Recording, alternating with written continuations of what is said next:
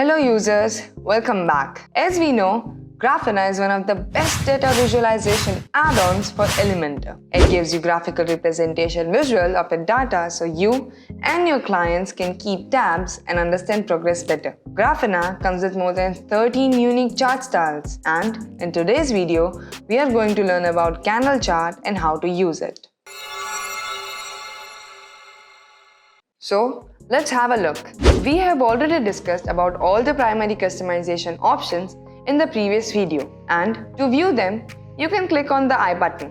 Open Graphina, then drag your candle graph to your page. Go to Chart Settings. Here, you have multiple options. You can resize your card from here by changing the values. You can also turn the toolbar on and off. In Fill Settings, you can make it opaque and set upward color and downward color by selecting the color here.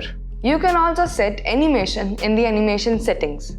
You can add your speed and delay by adding value to this box. In the elements category, you can add chart date value.